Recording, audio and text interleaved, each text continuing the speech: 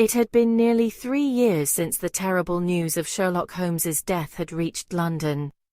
People still spoke of the fall at the Reichenbach waterfall in Switzerland, where Holmes and the evil Professor Moriarty had struggled together and vanished into the roaring water below. Everyone believed Holmes was gone forever. Everyone except, perhaps, myself. I had settled into a calm and lonely sort of life. My medical practice kept me busy, and I tried not to think too much about the old days at Baker Street. Yet, sometimes when the fog rolled in and the streets grew quiet, I could almost hear his quick step on the stair, or his voice calling, "Come, Watson!" London felt duller without him. Still the world went on, and I never dreamed that before another sunset, I would see my old friend's face again. That spring evening, London was wrapped in a soft fog, and I was walking home from visiting a patient. As I turned into Oxford Street, I nearly bumped into a tall man who muttered an apology and hurried on. Something in his voice, calm and familiar, made me stop. I turned, but the man had vanished into the crowd. When I reached my house, I found a note waiting for me. It said only, "Come at once if convenient. If inconvenient, come all the same. S.H." My heart gave a great leap. Could it be? I read the initials again. S.H. There was no mistake. I threw on my coat and was soon racing toward Baker Street. The old rooms looked just as I remembered. The litter of papers, the smell of tobacco, the violin in the corner. By the fireplace stood a man bent over the mantel, his back to me. "I beg your pardon," I began. And then he turned. It was Holmes. Alive. Calm, thin, and smiling that quiet smile of his. For a moment I could not speak. I must have stared like a fool, for Holmes laughed softly. "My dear Watson," he said, "I owe you 1,000 apologies for the deception." I grasped his hand and blurted, "You were dead." "Not quite," he replied. Then he told me how he had fought Moriarty at the falls, how he had only just escaped by climbing along the cliff, while Moriarty plunged to his death. Since then, Holmes had been hiding from Moriarty's dangerous followers, moving in disguise across Europe.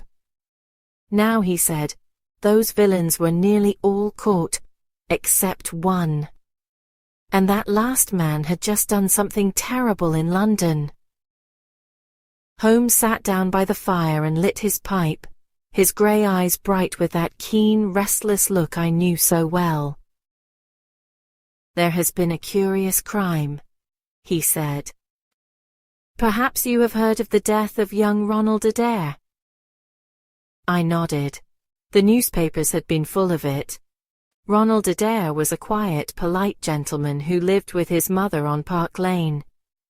A few nights earlier, he had returned home after playing cards at his club. The next morning, his door was still locked from the inside. When they broke it open, they found him in his chair. Dead, a wound in his head, money and playing cards scattered on the table. Nothing had been stolen. No weapon had been found. No one had heard a sound. Holmes tapped his fingers together. A locked room, no robbery, no motive. Curious, isn't it, Watson? Yet I think I see a pattern. This is the work of one of Moriarty's last and most dangerous men. He stood and began to pace the room.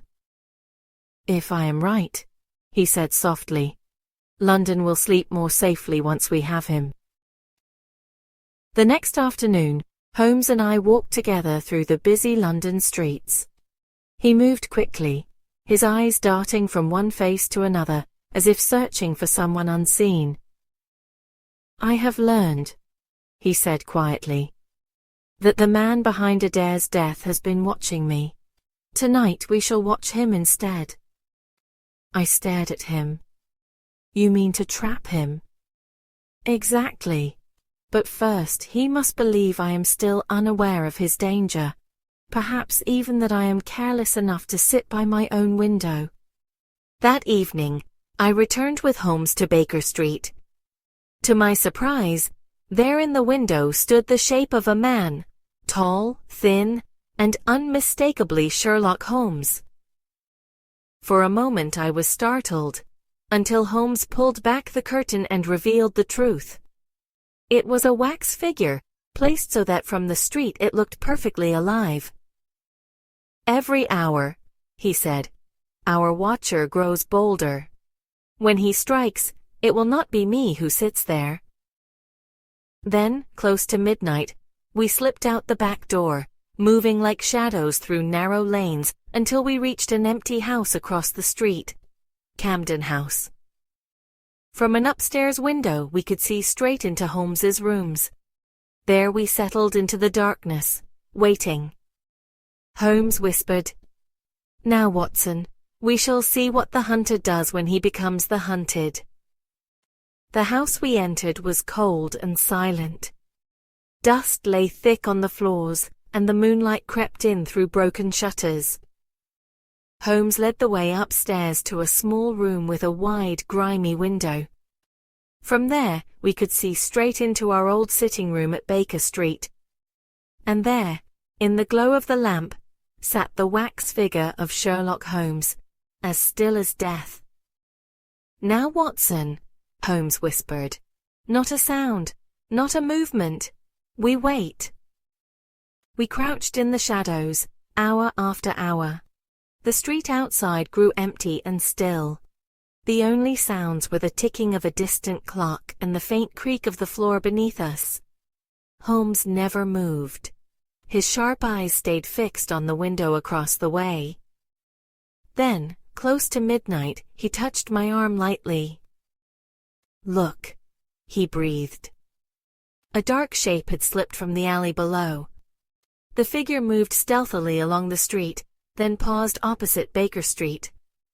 I could just make out the glint of metal, a gun raised toward the window. I half rose, but Holmes pressed me down. "Wait," he whispered. "We must catch him in the act." There was a soft click, then the faintest hiss. A sharp crack split the silence as something struck the wax figure squarely in the head. Holmes leapt to his feet. "Now, Watson!" he cried. In an instant, we were across the room, through the door, and down the stairs, racing to seize the mysterious marksman who had tried to take my friend's life once more. We dashed through the dark hallway and burst into the street. The man who had fired the shot was already running, but Holmes was quicker.